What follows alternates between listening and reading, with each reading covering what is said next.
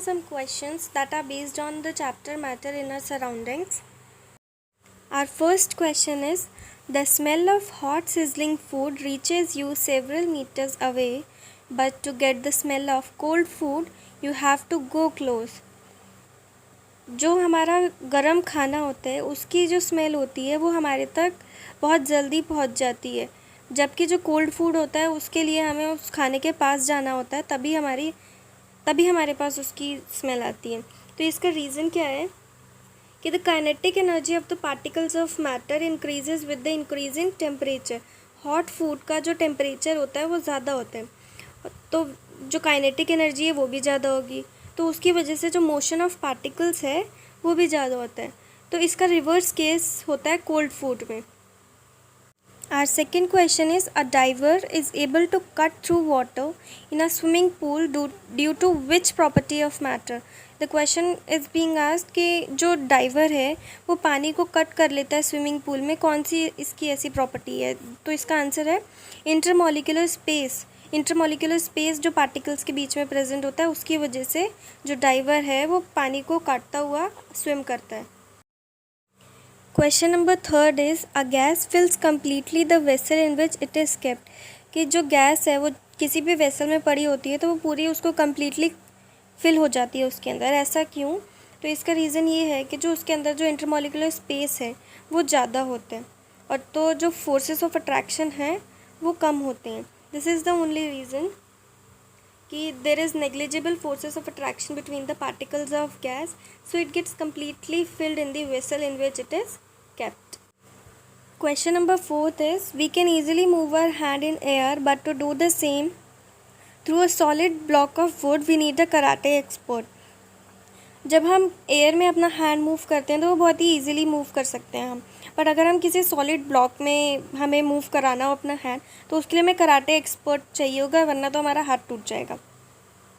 तो इसका आंसर ये है कि जो एयर होती है उसमें इंटरमॉलिक्यूलर स्पेस ज़्यादा होता है और जो फोर्सेस ऑफ अट्रैक्शन है तो वो कम होते हैं, और जब वुड है वो एक सॉलिड है और सॉलिड की जो इंटरमॉलिक्यूलर स्पेस है वो बहुत ही कम होती है और उसके अंदर अट्रैक्शन ज़्यादा होता है।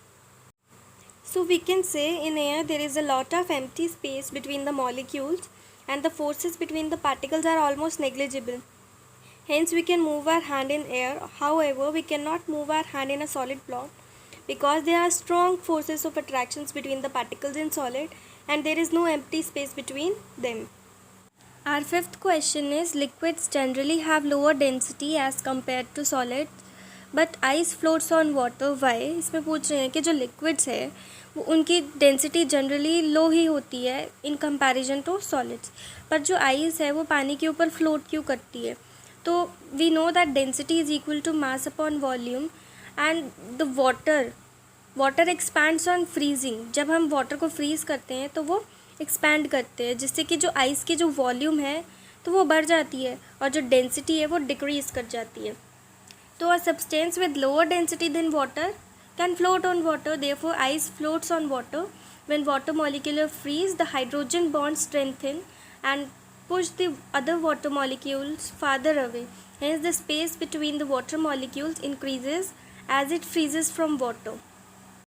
Next question is, for any substance, why does the temperature remain constant during the change of state? तो पूछ रहे हैं कि जब भी किसी भी substance का state change होता है तो उसमें जो temperature है वो हमेशा constant क्यों रहता है? तो जो हीट एनर्जी है, the heat energy supplied is used up in changing the state of matter and also this heat is used for breaking of several bonds और attractive bonds.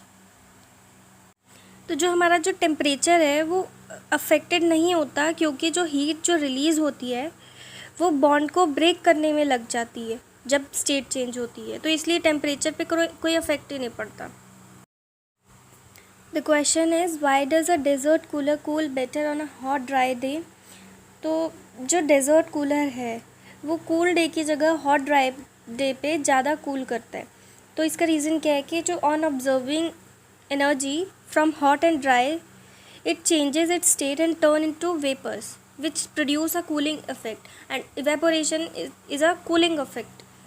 So we can say the higher temperature on a hot day increase the rate of evaporation of water and the dryness of air also increases the rate of evaporation of water. On absorbing energy from hot and dry day, when it changes its state to vapor, produce a cooling effect. The next question is, how does the water kept in an earthen pot become cool during summers? There are holes present on the surface of a pot. Some water comes to the holes, and by absorbing the heat, it changes its states and turn to vapor. And we know that vaporization or evaporation causes a cooling effect. The process by which liquid starts to change into vapor phase at any temperature is known as evaporation. An earthen pot has many small pores. Water seeps out through these pores and evaporates from the surface of the pot.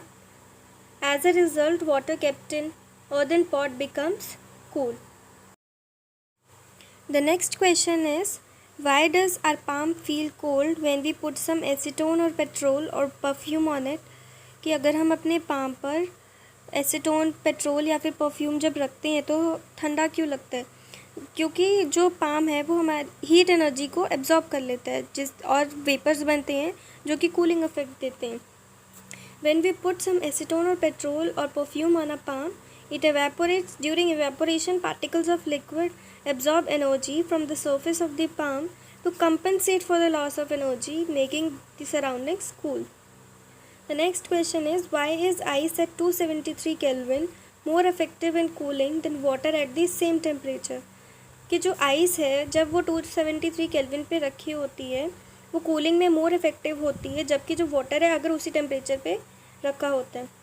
तो इसका reason ये है कि जो ice है, ice at 273 kelvin will absorb heat energy और latent heat from the medium to overcome the fusion to become water.